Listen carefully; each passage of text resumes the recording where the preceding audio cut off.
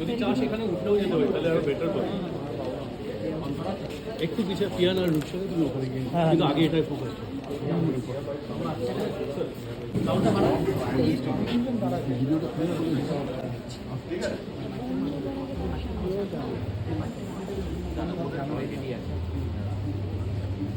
তাদের নামটা কিন্তু নিতেই হবে এবং এনাদের ডিফারেন্ট আইটেমস যেগুলো মার্কেটে রয়েছে আমরা সবাই খেয়ে থেকেছি কখনো না কখনো।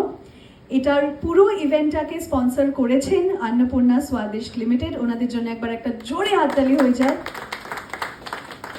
আমাদের venue partner is Black.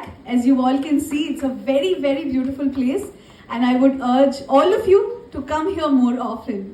And of course, we've got our event partner, Rave Events. একবার Rave Events এর জন্য জোরে হাততালি হয়ে যায়। And our event managers, the one and only masterminds by Shoti.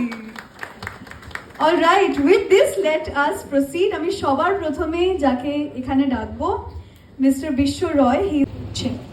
Perfect. All right, a very good evening to each and every one of you. I'm your host for tonight. My name is Annie, and it is an absolute honor and pleasure to welcome all you wonderful people here. So let me first start by telling you why we've gathered here. আমরা সবাই এখানে কেন এক জায়গায় এসেছি সবার প্রথমে আপনাদের সকলকে সেটা জানাতে চাইবো, বাট তার আগে all our friends from the press, আপনারা যদি সবাই একটুখানি স্টেপ ব্যাক করে যে ব্যালকনি এরিয়াটা আছে সবাই যদি ওইখানে দাঁড়ান, I think will get much better pictures because আমরা এই জায়গাটাতে ইন্টারভিউসগুলো করবো। Alright, so this evening is called পুরনো গিটার। পুরনো গিটার শুনলে সবার মনে অনেক আলাদা আলাদা রকমের ফিলিংস আসে and most of which is nostalgia. আজকের এই পুরনো গিটারের কিন্তু মিনিংটা একেবারেই আলাদা। It is not really nostalgia that we are talking about. The song titled Purono Guitar is a song about a war cry against all forms of exploitations and social injustice. A lone crusader propagates his vision of social justice through this song, and people of all walks of life join him in this crusade.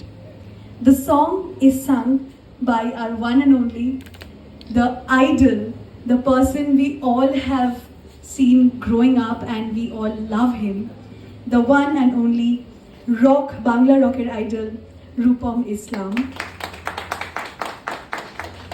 And the song has been written and composed by Mr. Bishwa Roy.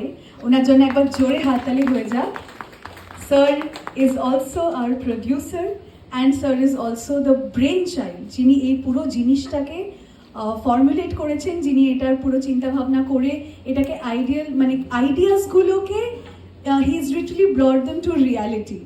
So he is the man behind all of it, mister Bishwa Roy. ওনার জন্য একবার একটা জোরে হাততালি হওয়া উচিত please. So man who has a motive behind the message that he is sending through this video to all of you.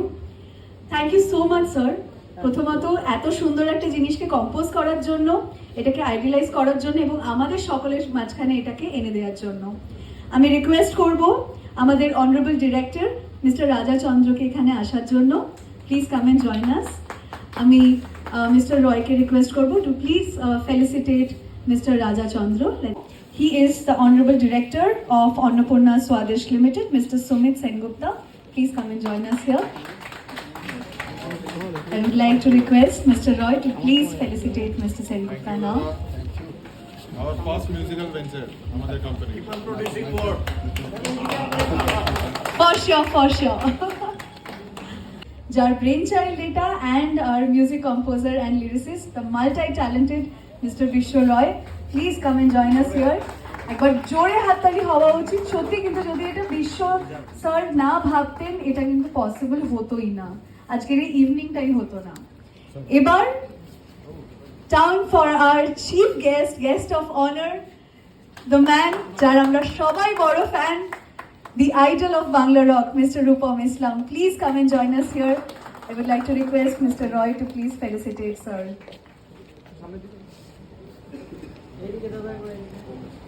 দাদা একবার এদিকে একবার।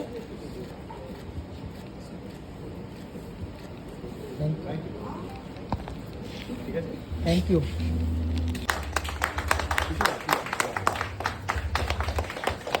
একটু খুশি এলে স্যার আপনি Ranada, একটু করে please যান Esho. Shoti, please come and join us here.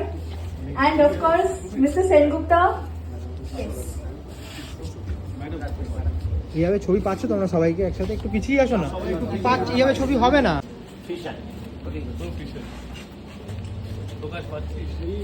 কোনো আমি বলেছিলাম না তোমায় আগে আগে একবার কোনো সম্ভব না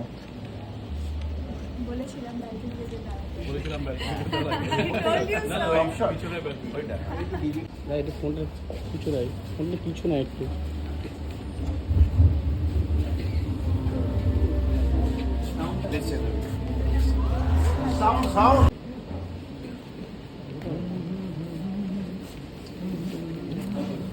ডান সবার ডান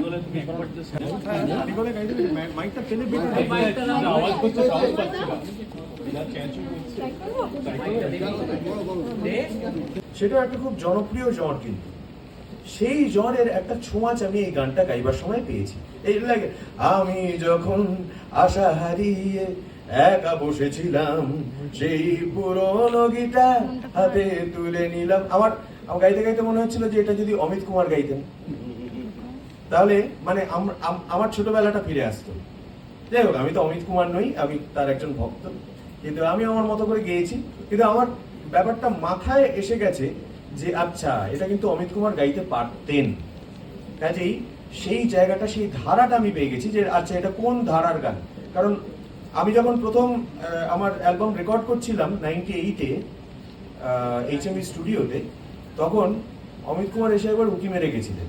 ওরও রেকর্ডিং চলছিল হয়তো অন্য কোনো দিন, তো মনে আছে আমার ভাঙা তরণী গানটা ব্লাস্ট করছে স্টুডিওর স্পিকারে।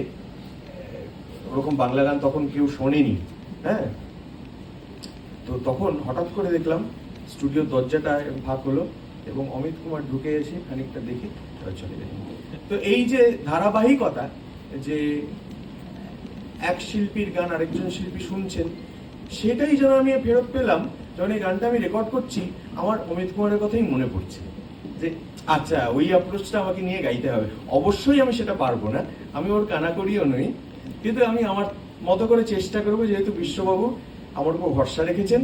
এবং উনি প্রথম দিকে আমি যখন প্রথম গাইছি, গলা ওয়ার্ম আপ করছে, তখন খুব হতাশ যেটা কি গাইছে, এটা কি হচ্ছে। রূপম বাবু আপনি একটু পাওয়ারটা বিশ্বাস করবেন না, সত্যি কথা বলছি। কিন্তু তারপরে আমি বললাম যে আপনি একটু অপেক্ষা করুন, আমি একটু আমার মধ্যে আসুক, ওই এনার্জিটা আসুক।